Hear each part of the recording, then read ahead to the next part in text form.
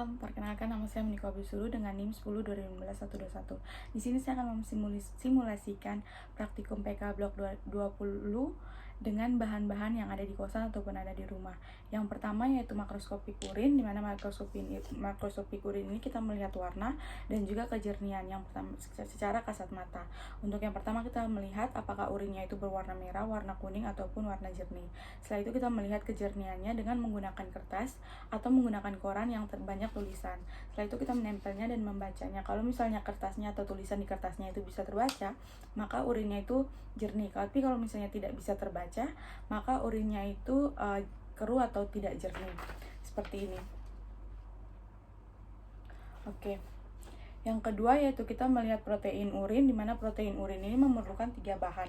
Yang pertama yaitu ada asam sulfosalisilat 20%, yang kedua itu ada asam asetat 6%, setelah itu ada reagen aspa. Reagen aspa, setelah itu yang pertama kita akan buat yaitu menggunakan asam sulfosalisilat. Nah, untuk yang ini kita menggunakan dua tabung urin dengan ukuran 2 cc, yaitu urin yang pertama ini untuk melihat dan membandingkan dengan urin yang kedua. Ini urin pertama yang akan kita bandingkan. Urin yang kedua ini kita mengambilnya. Setelah itu meneteskan asam sulfosalisilat ini 8 tetes.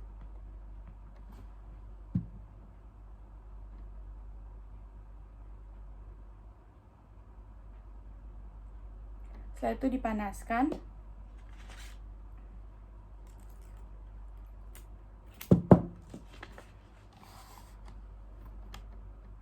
Dipanasnya kepalanya harus menuju ke depan. Dipanaskan dari depan sampai ke belakang. Seperti ini.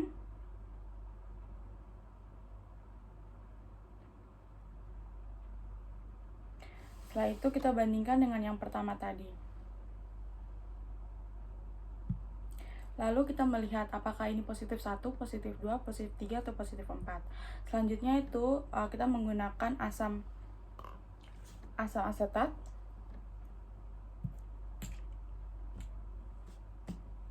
Kita mengambil urin 3/4 dengan tabung reaksi, menaruhnya ke dalam tabung reaksi. Setelah itu mengambil asam asetatnya itu 2-3 tetes. Setelah itu kita panaskan, tapi cuma hanya di permukaan.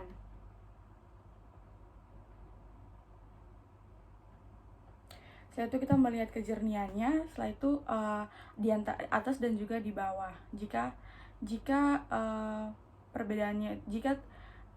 tidak ada perbedaan, maka bisa disebut dengan negatif. Selanjutnya kita akan membuat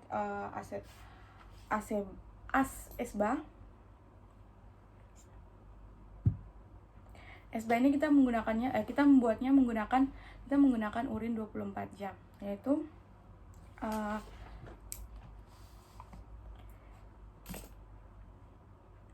kita memasukkan urin sampai ke batas U.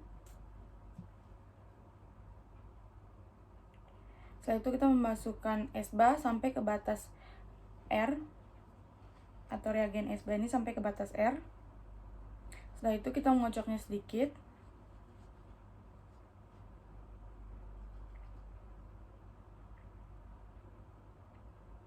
Lalu kita melihat endapannya dan juga menghitung ekskresi proteinnya.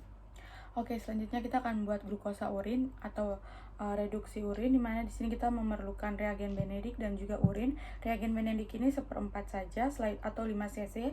Setelah itu kita mengambil urin 8 tetes dan mencampurkan ke reagen Benedict.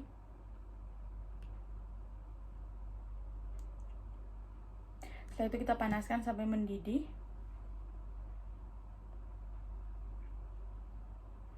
Setelah itu kita melihat atau menilai apakah dia ini negatif, positif 1, positif 2, positif 3, atau positif 4. Pemeriksaan keton urin, di mana pemeriksaan keton urin ini menggunakan 2 reagen, yaitu reagen Rotera dan juga reagen Gerhardt, di mana yang pertama itu reagen Rotera. Untuk pemeriksaan ini harus menggunakan urin yang segar. Untuk pemeriksaan menggunakan reagen Rotera ini kita menggunakan urin 5 cc. Setelah itu kita mengambil roterannya 1 sendok, reagen roterannya 1 sendok. Setelah itu kita mencampurnya dengan amonium oksalat, di mana amonium oksalat ini menaruhnya secara perlahan. Dicampurkan secara perlahan.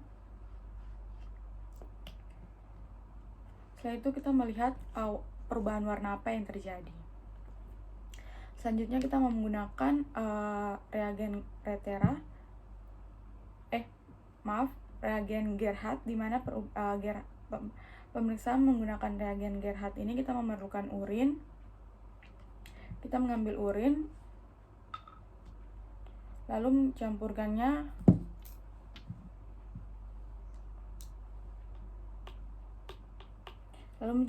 dengan reagen Gerhardt.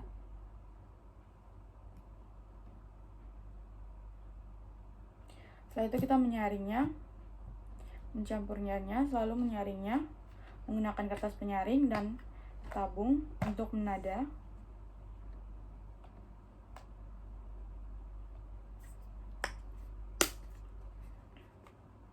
Setelah itu kita mengambil kertasnya dan melihat hasil saringannya atau hasil airnya. Setelah itu kita mencampurnya lagi dengan reagen Gerhardt, beberapa tetes saja.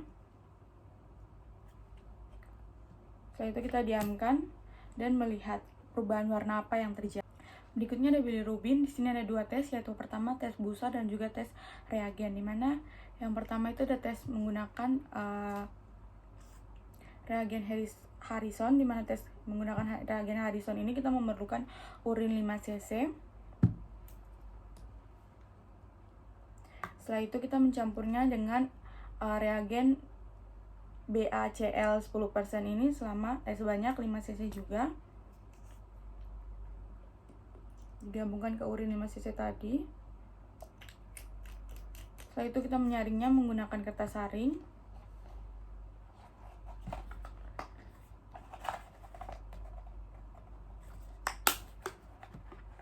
Setelah itu kita mengambil kertas saringnya dan mengambil reagen Harrison ini sebanyak 2-3 tetes, ditaruh ke kertas saringnya. Setelah itu kita melihat perubahan warna yang terjadi pada kertas saring. Selanjutnya adalah tes busa, di mana tes busa ini kita mengambil urin, lalu kita mengocoknya sampai berbusa, lalu kita melihat hasil dari busa itu berwarna apa. Selanjutnya ada urobilinogen urin, di mana kita mengambil urin segar 5 cc.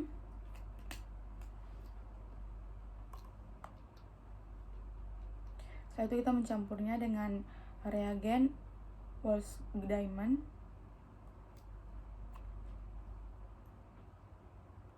Setelah itu kita mengambilnya dan menaruhnya di bawah kertas putih untuk melihatnya. Jadi kita lihatnya dari atas. Lalu kita melihat warna apa yang terjadi. Kalau misalnya warnanya kemerahan atau warnanya merah, maka kita akan lanjutkan dengan pengenceran. Pengencerannya itu ada 4, yaitu selanjutnya ada Urobliss Schlesinger, di mana Urobliss Schlesinger ini menggunakan kertas saring dan juga tempatnya. Setelah itu kita mengambil urin sewaktu, di mana urin sewaktu ini yang pertama kita campurkan dulu dengan Lugol. Kita mengambil Lugol lalu mencampurkannya. Setelah itu kita mengambil reagen Schlesinger. Setelah itu kita menyaringnya menggunakan kertas saring.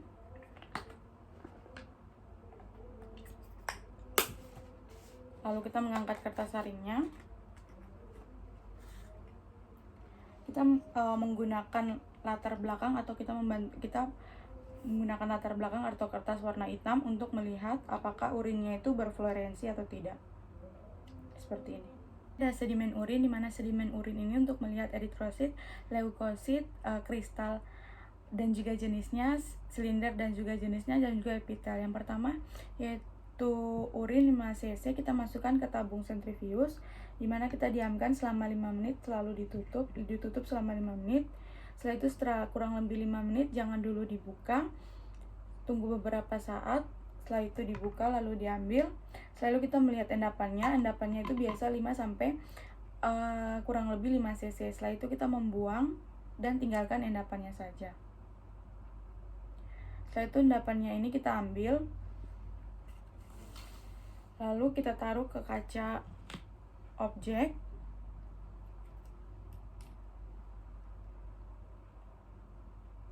Lalu kita menutupnya dan melihat di bawah mikroskop. Nah, untuk melihat di bawah mikroskop ini menggunakan dua kali, menggunakan dua kaca, yaitu yang pertama ada 10 kali dan juga ada 40 kali. Untuk 10 kali itu melihat silinder dan juga epitel. Selain dari itu menggunakan pembesaran 40 kali. Pemengkatan dan juga jenis urin, di mana pemengkatan dan juga jenis urin ini menggunakan urin 24 jam, di mana urin 24 jam itu ditampung dan juga dibagi menjadi 4, 1, 2, 3, 4, di mana urin yang pertama itu biasanya lebih seringnya itu dibuang, urin selanjutnya baru ditampung dan dibagi.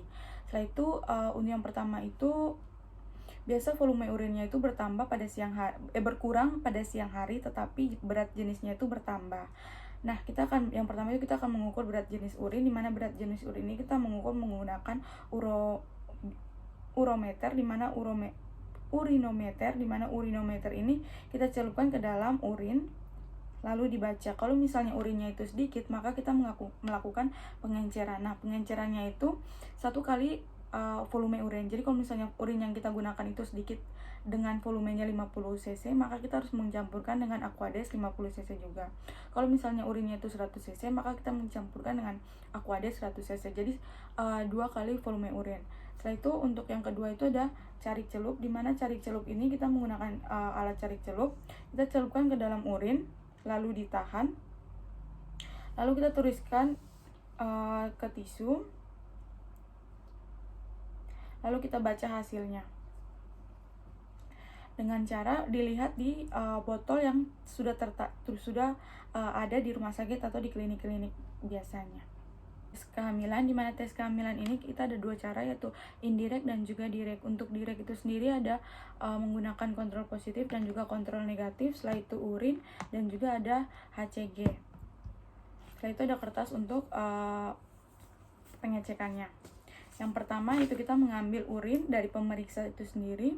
Setelah itu menaruhnya ke bagian atau lingkaran yang ke-1. Setelah itu kita mengambil kontrol positifnya ke bagian yang kedua. Setelah itu kita mengambil kontrol negatifnya ke bagian yang ketiga. Setelah itu kita mencampur bagian pertama atau lingkaran pertama, lingkaran kedua, lingkaran ketiga dengan HCG.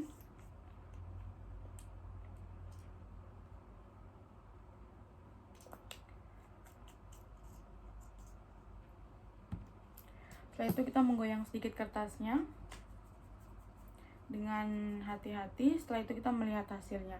Kalau misalnya aglutinasinya positif, maka positif hamil. Setelah itu yang kedua ada indirect, di mana indirect ini kita menggunakan urin pagi. Setelah itu kita menggunakan yang namanya strip atau test pack, biasa disebut dengan test pack. Untuk test pack itu sendiri kita harus melihat kotak luarnya apa yang dia inginkan atau suruhan-suruhan apa yang terjadi akan dilakukan. Setelah itu kita mengambil stripnya ini, selalu kita mengambil, masukkan ke dalam urin orang yang mau mengecek kehamilan. Setelah itu kita melihatnya. Biasanya kalau misalnya garisnya 2 itu positif, sedangkan garisnya 1 itu negatif atau tidak hamil. Tapi kita harus lihat lagi bagian luar dari kotak tersebut. Sekian presentasi dari saya. Terima kasih, maaf jika ada salah kata. Terima kasih.